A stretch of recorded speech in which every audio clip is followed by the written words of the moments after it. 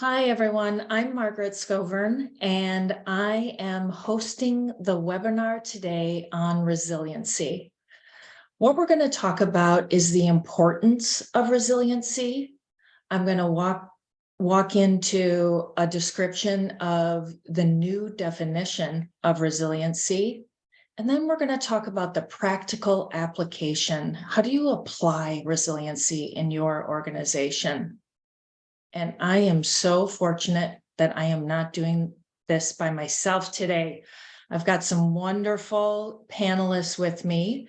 So in terms of kicking things off, why don't we introduce ourselves? I'll start. As I said, my name is Margaret Scovern. I'm with Pariveda Solutions, and we are a technology and strategic consulting company.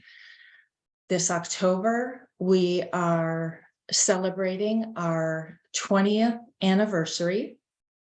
We've got about 600 consultants in North America spanning 11 cities. Personally, I have been with Pariveda for 13 years in a VP role, multiple VP roles. I'm currently leading our delivery organization focused on providing business value to our clients.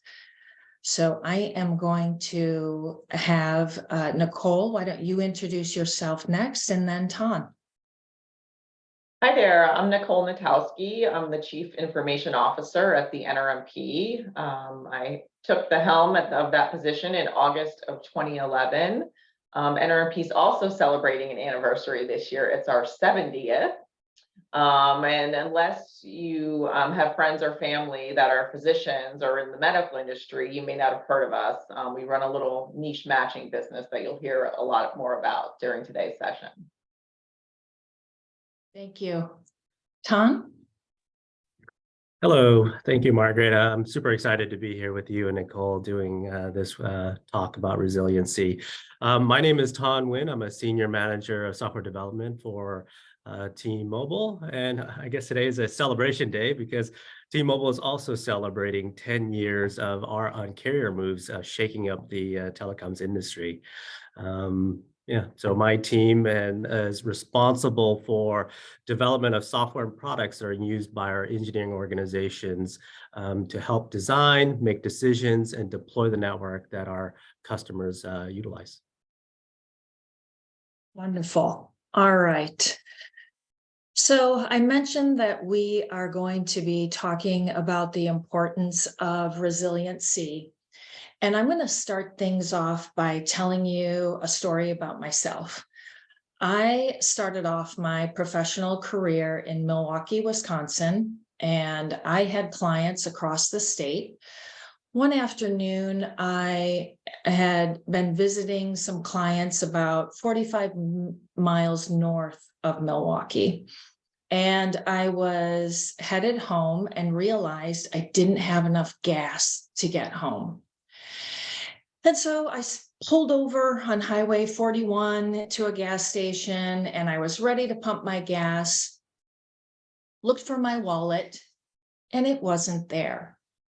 I didn't have my wallet, which meant I didn't have any cash, and I didn't have any credit card. I didn't have any way to get myself home. I was pretty panicked at that point in time. I sat in my car and I thought about, okay, what am I going to do? Thought maybe I could call AAA, but I have so much to do. I really just want to get home. And then another car pulled up into the gas station. I thought, I'm going to ask that individual if he can lend me $5 so I can get home. Thank goodness he did. I filled my car up with gas and I got home.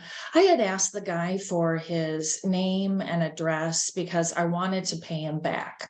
So when I got home, I of course found my wallet. I found $10. I figured for my appreciation, I'd put $10 in an envelope that I addressed, had a stamp on it. and sent it to this Good Samaritan who helped me out at that point in time. All right, so now let's step back. A wallet, cash, a credit card, an envelope with a stamp on it. Yeah, I hardly use any of that today. I use my smartphone to Venmo my friend's money. I use my smartphone to pay at retail establishments. My smartphone is my wallet, my Apple Pay. It's very rare where I put a stamp on a letter and send it to somebody. That is disruption. What I just described is the impact of disruption in the financial services industry. That is not the only industry that is being disrupted.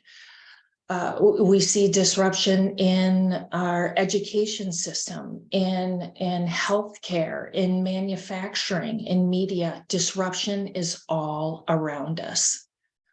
At Pariveda, we feel that this disruption can be categorized by three catalyzing forces: the compression of change, the confluence of distinct disciplines, and just the complexity of our world around us. So I'm going to describe each one. And while I'm describing it, what I'd like you to do is to think about the disruption that is impacting your team, the disruption that is impacting your business. Which one of these are you trying to figure out right now? And which one might be impacting you in the future? All right, so with that, let's talk about the compression of change. I would say the most notable example of compression of change is with technology. Technology is changing so fast that we, at this point in time, barely have a chance to integrate it into the way that we work, into our lives.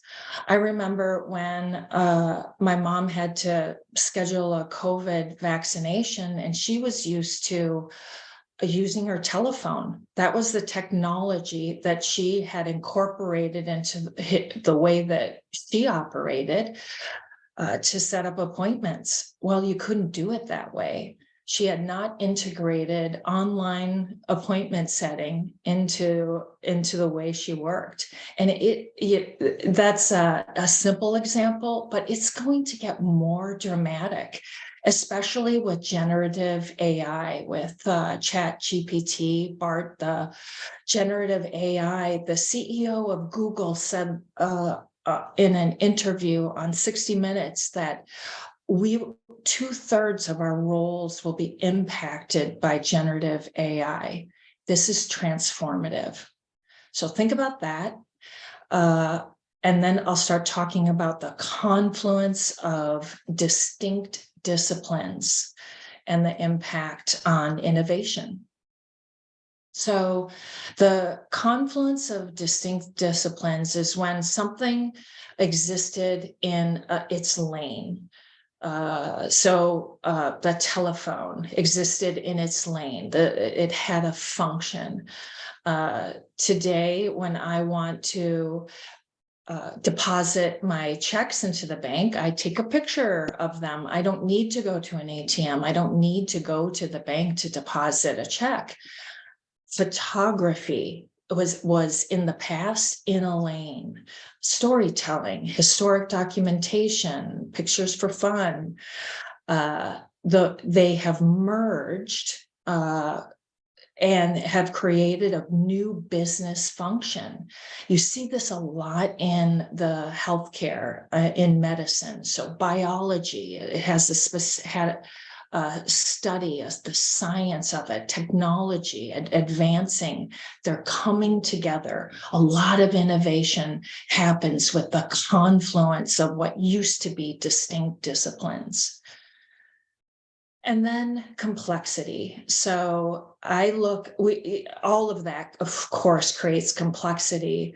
The way that we're looking at complexity and the disruption it's creating is around the forces, like environmental forces, global warming, social forces. Think about how the expectations of your employees are changing the benefits that they're demanding or expecting from your organization. The impact of your employees wanting a ecological friendly campus, sustainable building in which to work. All of these add more complexity to the marketplace, and it makes it even harder for us to stay competitive. So compression of change, confluence of distinct disciplines, and complexity are creating this disruption in our marketplace.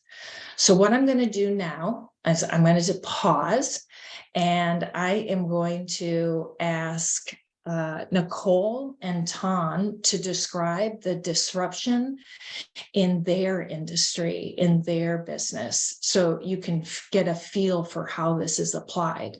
Nicole, do you want to start? Absolutely.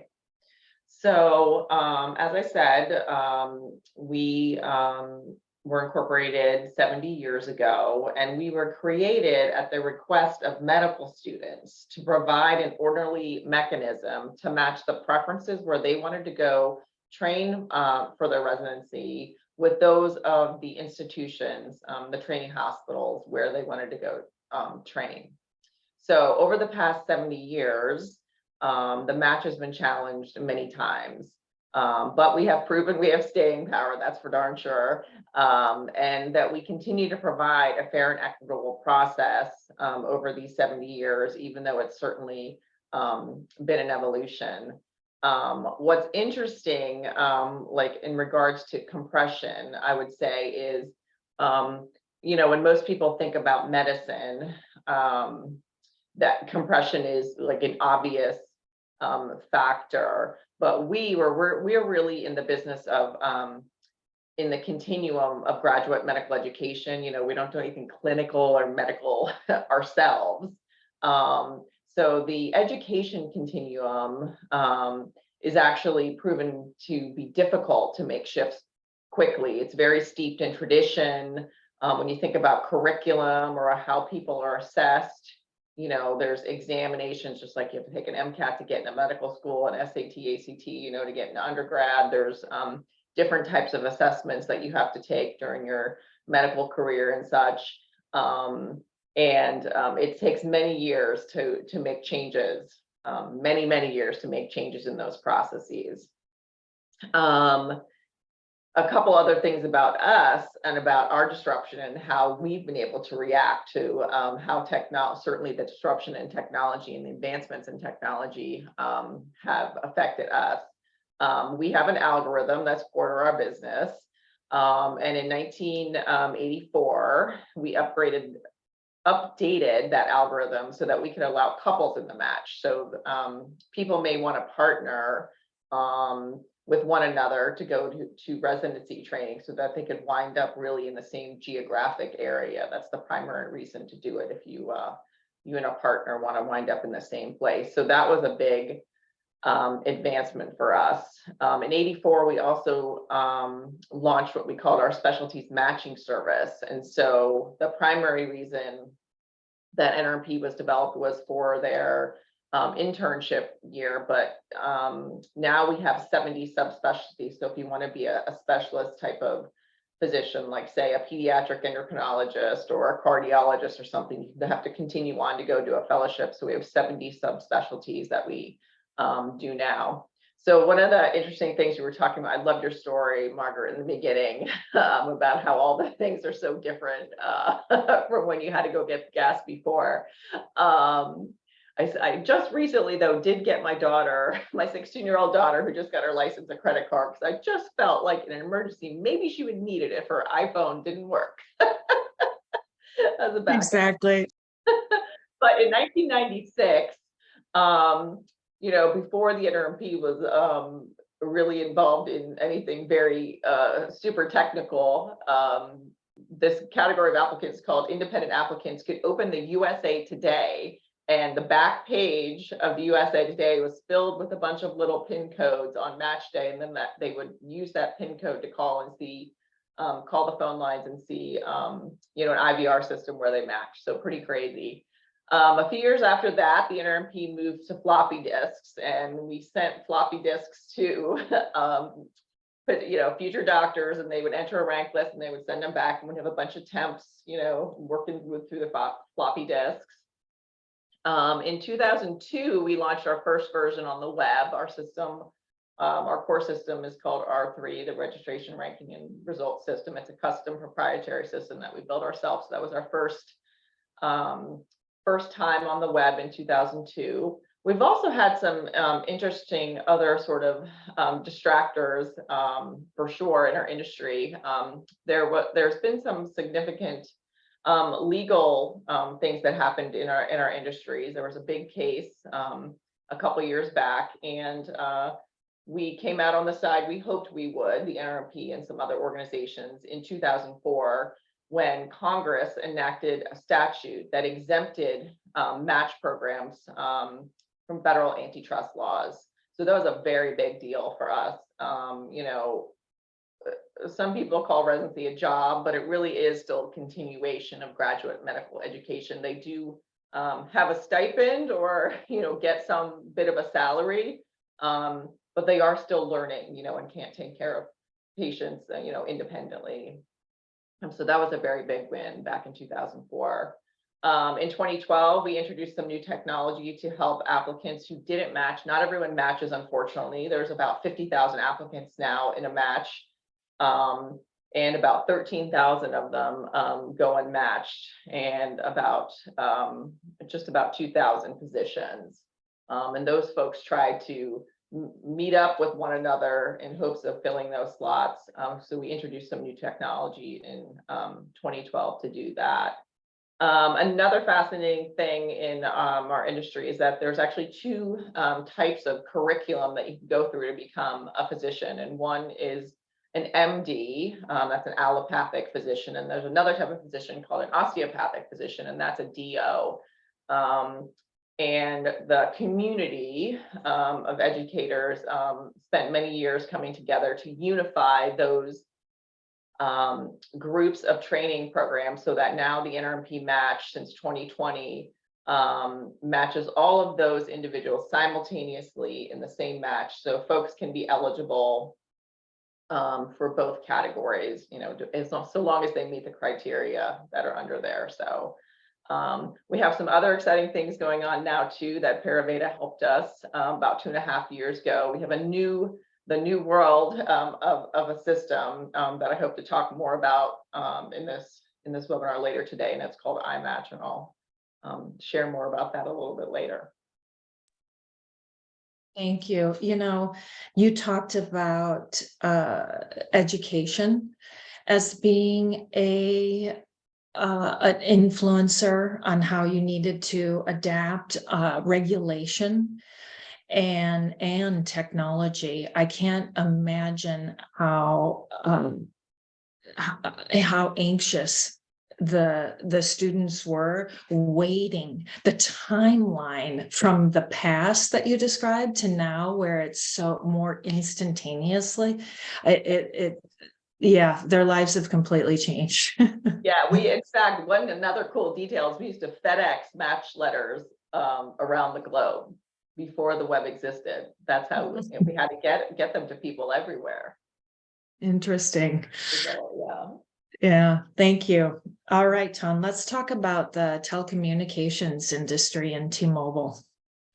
Yeah, so in telecommunications, especially at T-Mobile, right, we are a technology company providing a technology service, but the way we interact with our customers is very traditional from a retail standpoint.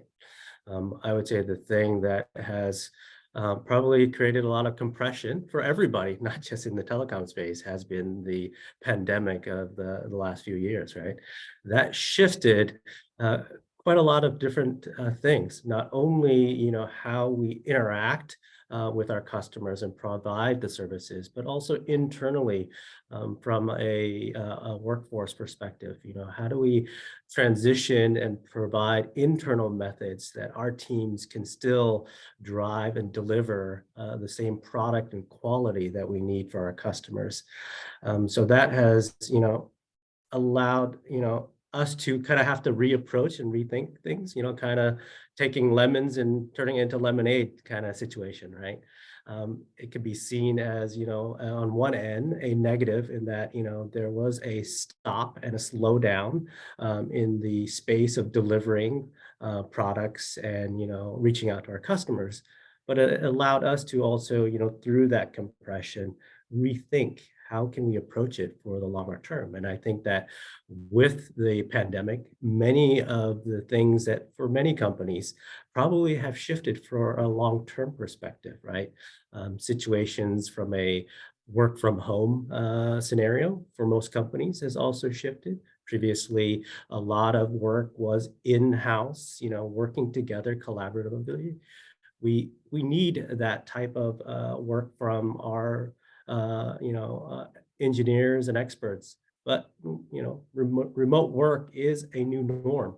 So how do we continue to build that culture of collaboration and producing while being apart? Technology played a really powerful role in this space because I would say, through that pandemic, one of the things that kind of blew up is exactly what we're doing here, which is having conversations and conferences over a web situation, right?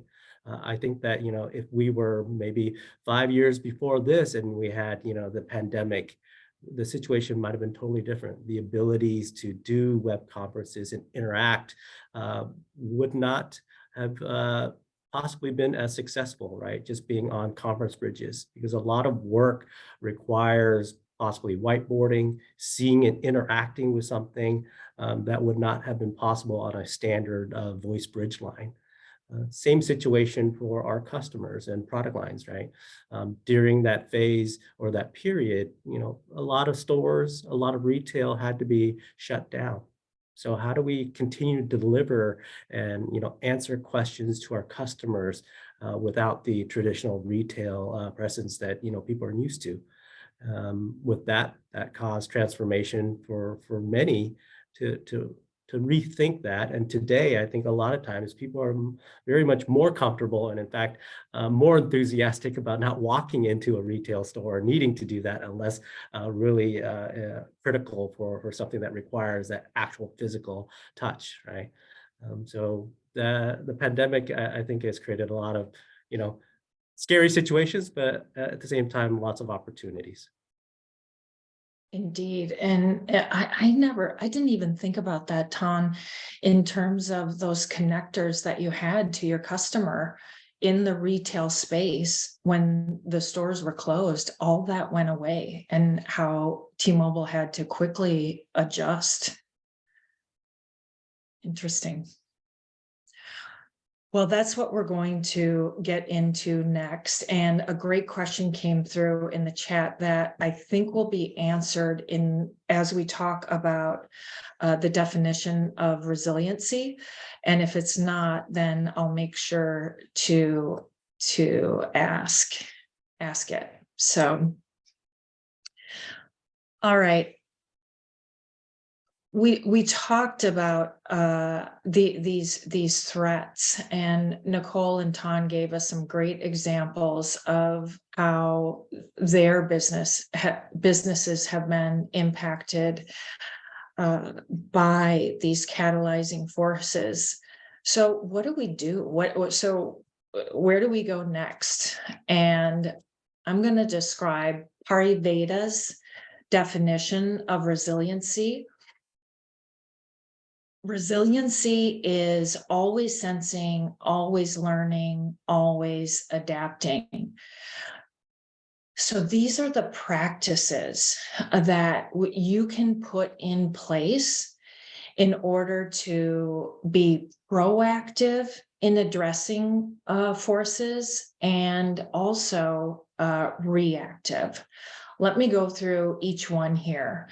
So sensing, I talked a little bit about that when Ton and I just talked through the retail closing.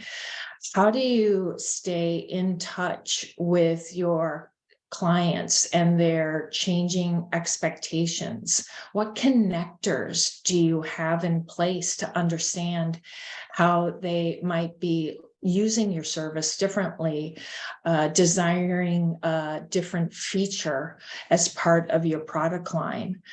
What economic changes are taking place in your supply chain that might impact your ability to get what you need when you need it? So these sensors, in terms of being resilient, need to be in place across your ecosystem. They can be people sensors, like an individual at a retail store. They can be data driven. They can be data sensors, but creating those sensors so that you are able to understand how your team might be impacted, how your business division is being impacted by these forces, so that you can synthesize that. You can take away some learning from the information that you're collecting. And a great way to get those learnings is to leverage your partners. They're also sensing and synthesizing information to pull together to provide that learning for you. Same with your employees, your suppliers, your whole value stream can use to help you with that learning that you pull together and then figure out how you need to adapt, how you want to potentially experiment, how to adapt. Ton brought up the hybrid environment, and that's an emerging effect of COVID.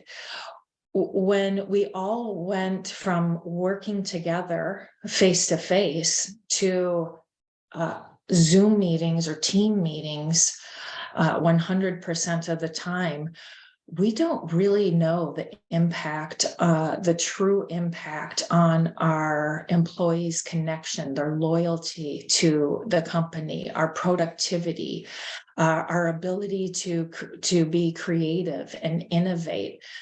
And so we tested, we tried hybrid, and we saw the results of that. And now we're seeing a lot more companies who are saying that's still not working. It's still not giving us the expected results we want.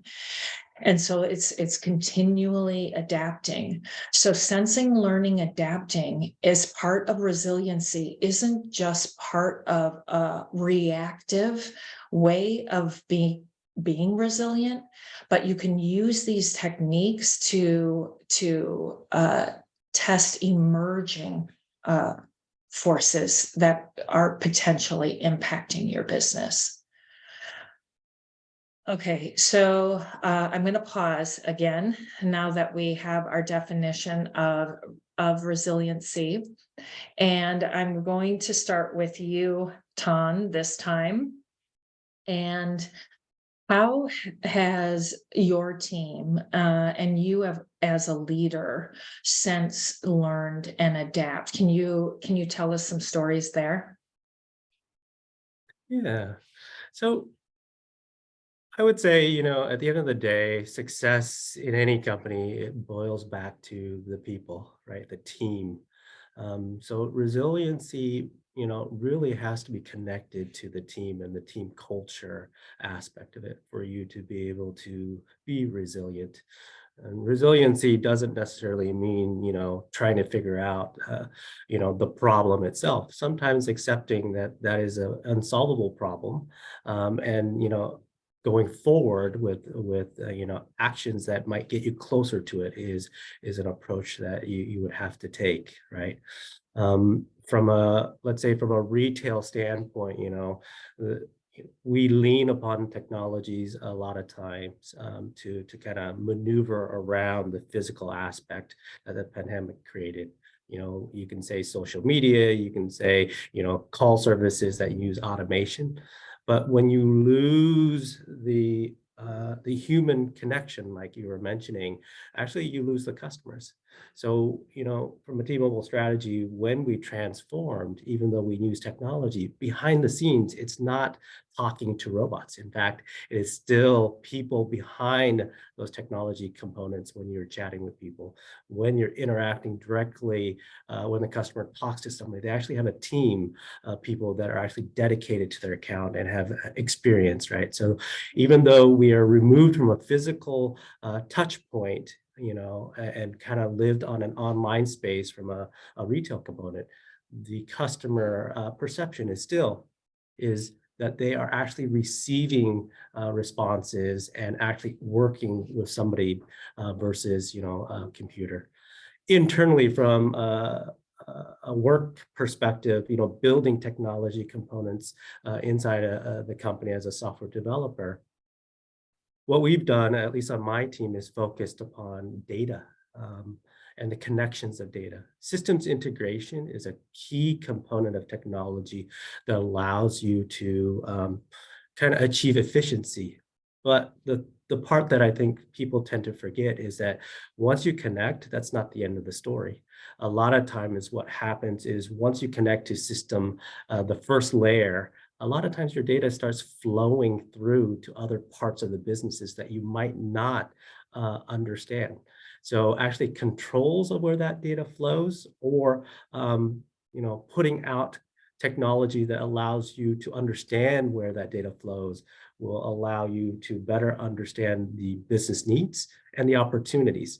There's a reason why, a third or a fourth layer is interacting with your data.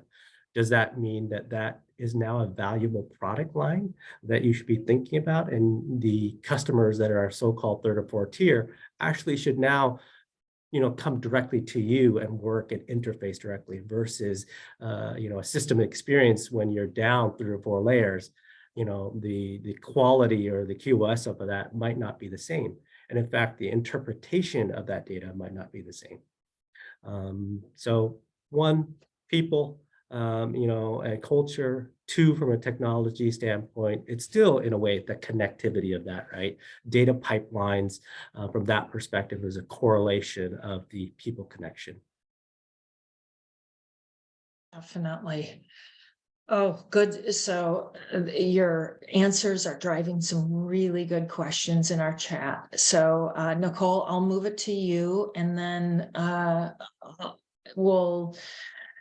I'll be reviewing the questions. If they're relevant to this specific session, we'll ask them. Otherwise, I'll move on, and then we'll get them at the end.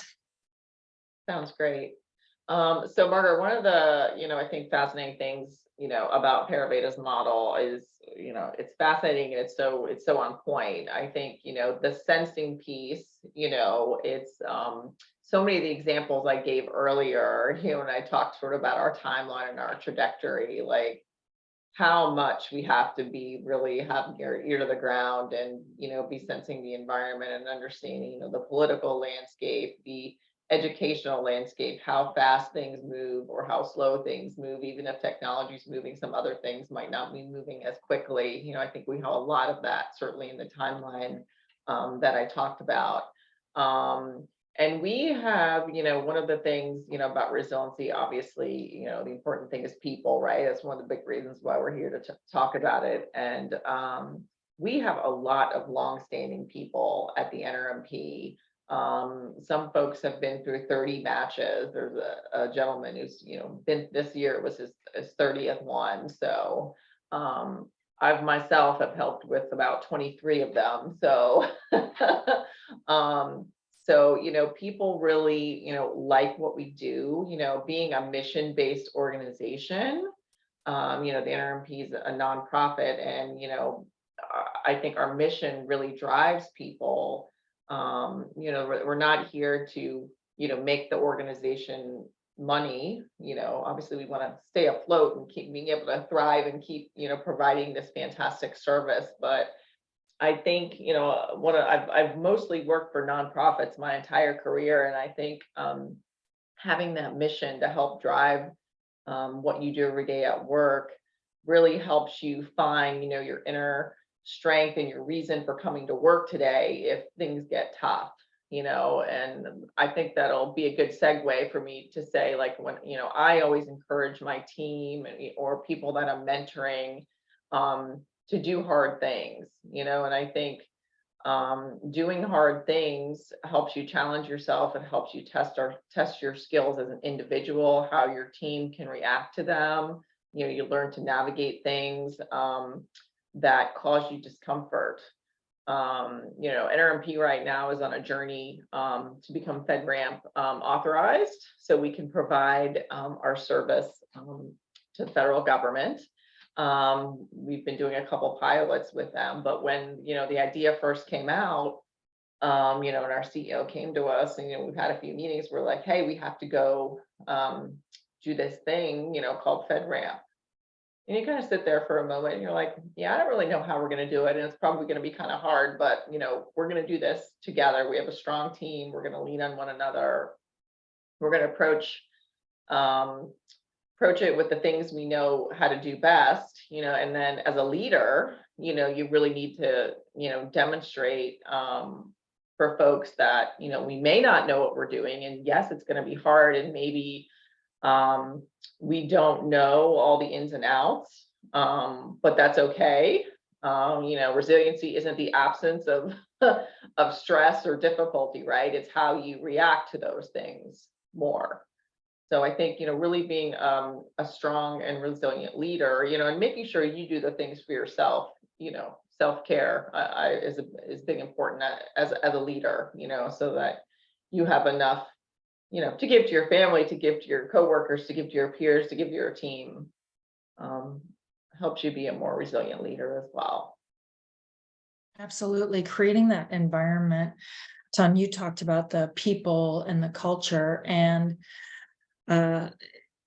just talking about those catalysts, it's scary. And when we talk about resiliency, it is difficult. The problem, Ton, as you mentioned, might not be solvable, and that's scary. We're not used to that. And so as a leader of a team, as a leader of an organization, showing that vulnerability, being a role model, helps create the environment so that the sensing, the learning, the testing can happen. Great commentary there. Let me see. I've got a question that I think is related to this section right here, Nicole, for you. Okay. How does the match sense the next thing needed so that they can stay ahead of what future doctors want from the service? That's a fantastic question. So the NRMP, we do it in a couple of ways. First of all, the NRMP has a board of, I might have the number wrong, it's 22 or 23 folks on our board. But several of those board positions are actually medical students and current residents. And we look to these young folks who are right in the midst of the process that we manage for them, for their guidance. What are they hearing from their peers? What can NRMP do better to service them? What can the whole graduate medical education community, frankly, do better to service them? So that's great. We have an instant in with a voice there of folks that are in the field and in the moment that we need to talk to. We also, our CEO and our chief of match operations also goes to several meetings every year where there's organizations of, it's called the Organization of Resident Representatives and Organization of Student Representatives. There's regional meetings around the country where some student resident groups come and can speak to NRMP at town halls and such. Things they're concerned about, things they want to ask the NRMP. NRMP also does lots of calls for public comment. We do an applicant survey and a program survey, alternating years every year to get feedback from the students. And then we do reports out to the community on the findings of those surveys. All great sensors here.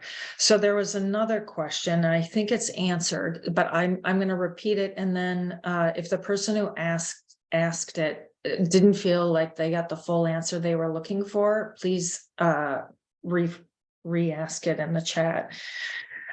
Okay, so Nicole, all the things you have shared about the match are very interesting. I'm curious though, how do you personally stay resilient? What practices do you have to keep moving and not stall by the change coming at you? I think the self-care I liked. Honest to goodness, that is, that was one of the biggest ones for me personally, and always has been, the endorphins, the exercise, the eating healthy, having time to get food, the food that nourishes me, making sure I have time to be better about taking vacations and actually taking vacations. So I have more thoughtful time. That's only something I recently started doing. It's hard to believe this many years into my career. I always felt like I can't not have my laptop with me, or I can't unplug, and there's so many big leaders in the world who talk about how important that unplugging is. And, I'm like, I really need to try that, so I think that's it as well. And I think being empathetic to your team is really showing that compassion to your team and empathy to your team really helps you be a better leader, for sure. Absolutely. Okay, I've got some great questions for you, Ton, and they apply to the next section. So I am going to move on, and then we'll ask some of these additional questions. Okay, so we're talking about resiliency, how it is personal, it's also systemic. How can you apply it within your company? And the way that Pariveda looks at it is through what we call our resiliency platform. And first and foremost, in thinking about moving forward, is to anchor on your purpose. What the purpose does, it provides scope. It provides sizing. So if you're thinking about your team or your product or your organization, what is its purpose? That provides the boundary conditions in which to move forward, and also the vision, the guiding light as to where we're going in this process, on this journey. So purpose driven, and then in technology enabled, in order to be agile, malleable, is leveraging technology. So one of the foundation components of the resiliency platform is technology. And at its center, at the core, is people. Our clients, our customers are people, our organizations are people. We are people, and how our core values, how we work together, drive our culture. And with the stressors on our teams, on our company, our people need to be resilient. They need to be okay with difficult situations. And to get into the resiliency platform in more detail, and then I'll get to the questions. I want to go through the component pieces because it's these practices that we are applying in different ways. So looking at your company's strategy or the team, the initiative strategy, and how you're thinking about executing on that strategy. How resilient is that? What processes do you have in place? And how resilient are the processes and the operations to move forward towards those goals within that purpose? Leveraging technology, we talked about. And then as you are in business to drive revenue, your products are essential. So thinking about the adaptability of your products and how your customer expectations are changing, how competition it could be threatening your service or product. What are you doing to adapt to the changing marketplace? And then in the end, it is ensuring that your people can absorb, can manage through failure, through the difficulty, to help with becoming a resilient organization on an ongoing basis. All right, so I've got some great questions here that pertain to what we just described. And so I'm going to ask you, Tom, to answer this one. Tom, thanks for sharing. I work for a product company. You said something about what the pandemic did that sparked my curiosity. Similarly, we are finding our old ways of product development aren't as useful now. Sounds like you saw the same thing. How are you adapting to identifying new service product needs? Are you experimenting with one customer group and then rolling it out throughout the org? Or is this more organic?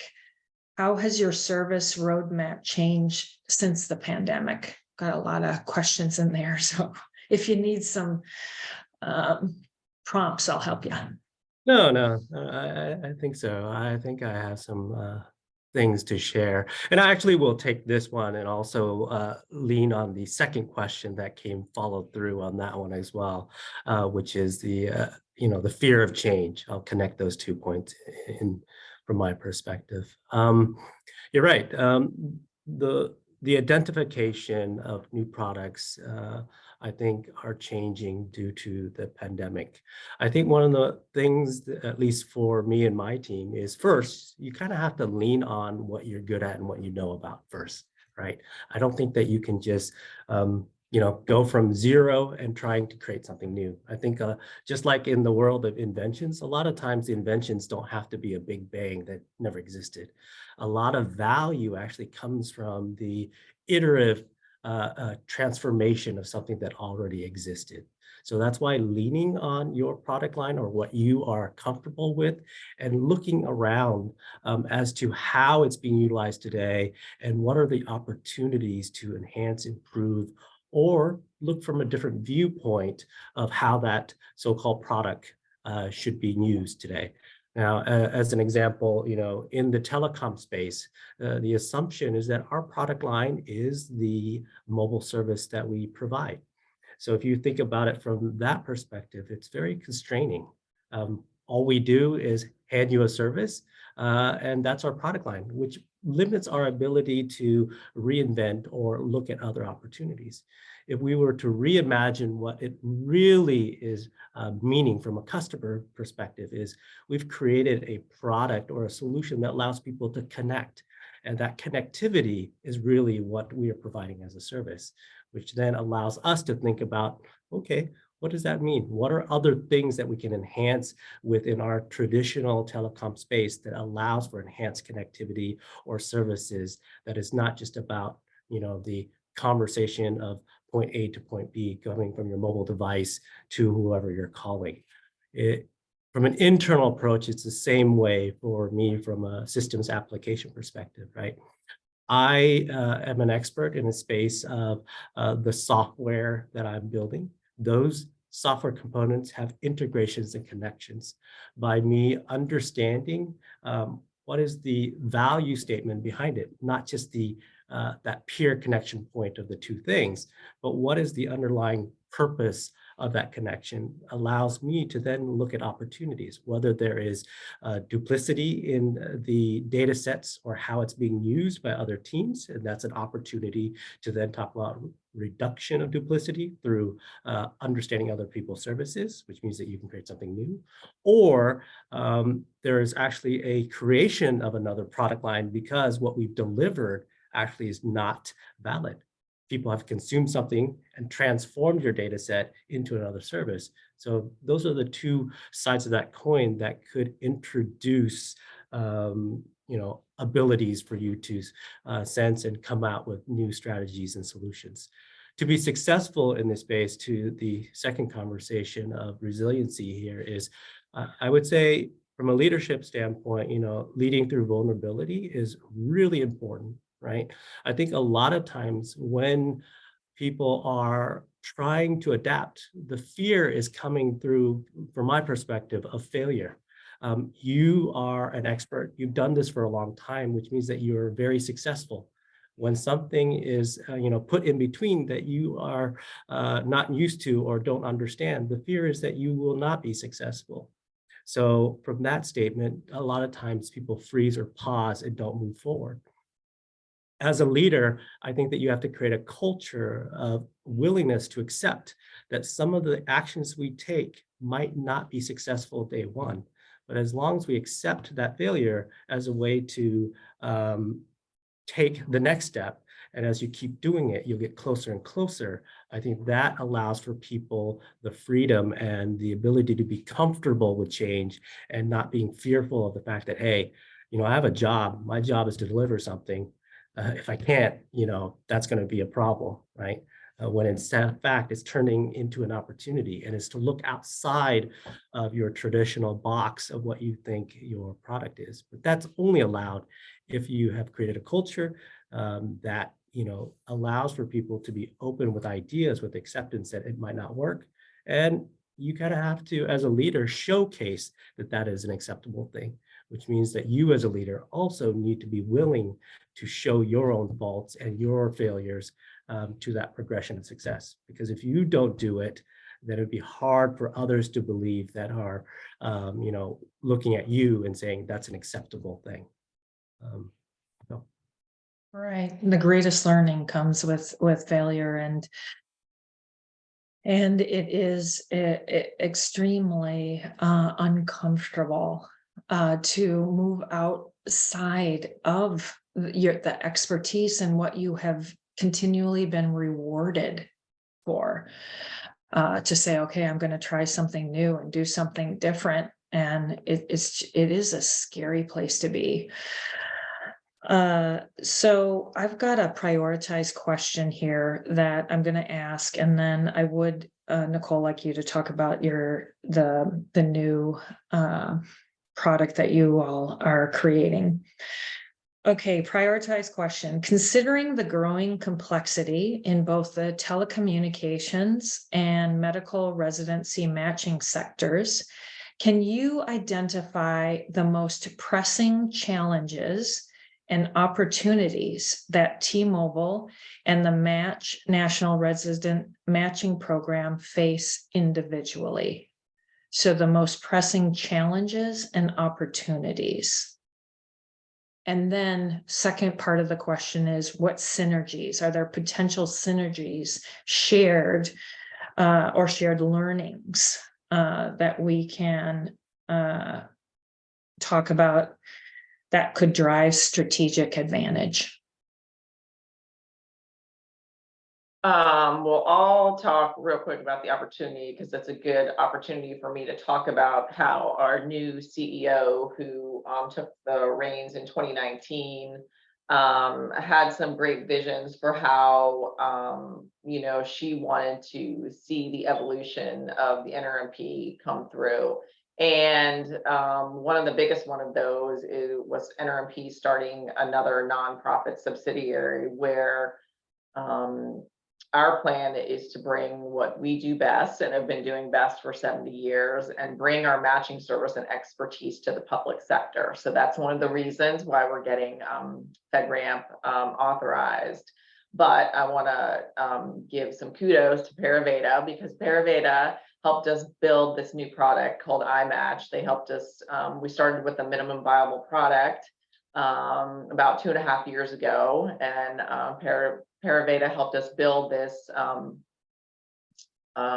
cloud, modern day cloud solution that's only using cloud-based technologies in a way that's making our service more portable, more easy to adapt to a new type of client that's not just in the medical world. So that's been great. So we're, we hope other education systems, other secondary school systems, other types of things that need internships, anywhere where there's really like a party A and a party B, we can help make that process more orderly and fair on this new fantastic platform that Pariveda helped us build that we call iMatch.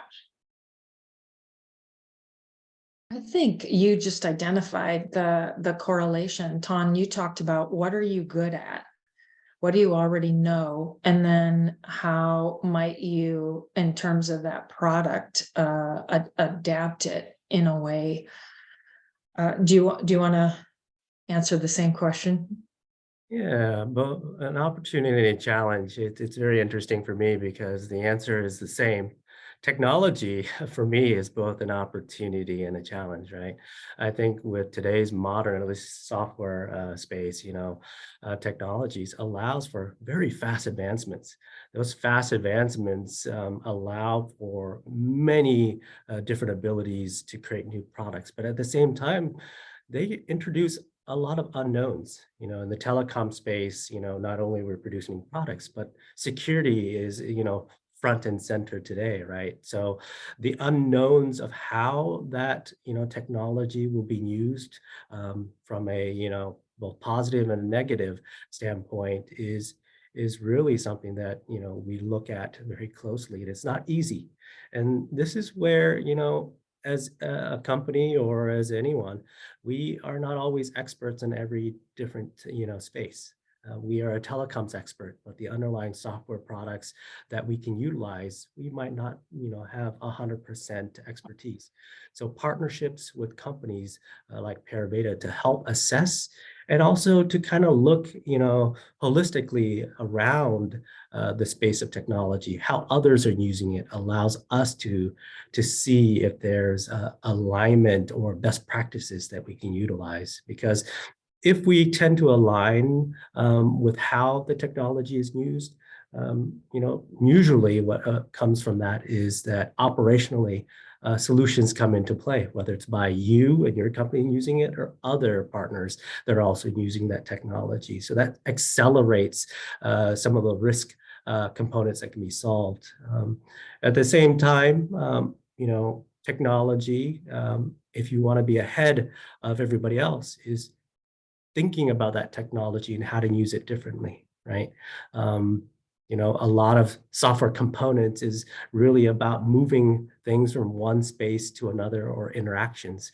The question or the special sauce really a lot of times is what's the ordering of how you do that is creating the difference between company A to company B.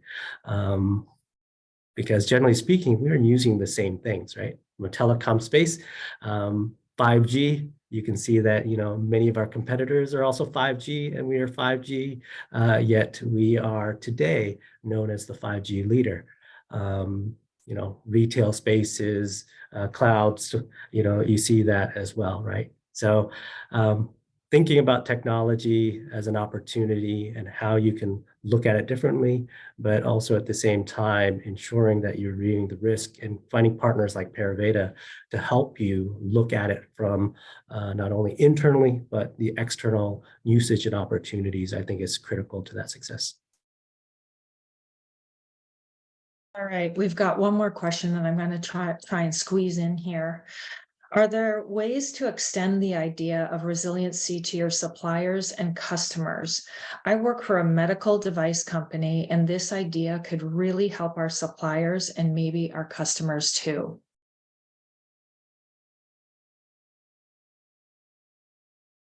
Well, I'll say, if I could answer this one, I'm gonna give another pitch to Pariveda, because I think modeling behavior and seeing certain behaviors, people watch and want to model other successful behaviors. So one of the most amazing things about Pariveda is that I think they really embody servant leadership at all levels of the organization. And that's one of the values that I love so much about working with Pariveda. And we've been working together for 8 years now. And it is top down, like it is really top down at the Pariveda organization, how you all embody servant leadership. And I think witnessing that and seeing other people witness that makes it so much easier for us to explain to our teams, like see that in action and see how they behave with us and see how they want to do good things for us. And it's not about them as individuals, it's about how they want to do the best for their organization, for our organization, for us all to be successful. Yeah, I will definitely lean on that as well from a servant, perspective. Um, this question is specific to suppliers that are, and thinking externally. But I think the fact is, even internally, you have different teams and different departments, right? So I think one, definitely leading by example and espousing to the culture that you believe in. And whether it's an internal partnership or an external, like a vendor, I think that you have to treat them as part of your team. And by treating your suppliers as part of your team and your culture, you set that expectation and that example. And that is really the key, is to, if you're thinking externally, you should actually turn around and not think of that, because ultimately they are providing a service to you to then use that service to provide to your customers. So in a way, they are within the same pipeline as far as a product, customer perspective, right? A customer does not know the difference whether that first action came from your supplier or came from you. The expectation from your customer is that it came from you. So I think that you should treat your suppliers just as if they were your company, and ensure the culture that you expect, and following sort of the adaptive behaviors and strategies that you utilize within your company. Couldn't agree more. And when things are changing so quickly, honing in on your purpose and your values, communicating those, setting expectations, guiding principles with your suppliers, it keeps everyone aligned on the behavior expectations. All right, we are at over time here. So I want to thank everyone for joining us today. The questions were fantastic. And Nicole and Ton, I am very grateful for your participation and helping us explain the application of resiliency in organizations. Thank you, Margaret. Absolutely. Thank you. Enjoy your day. Take care.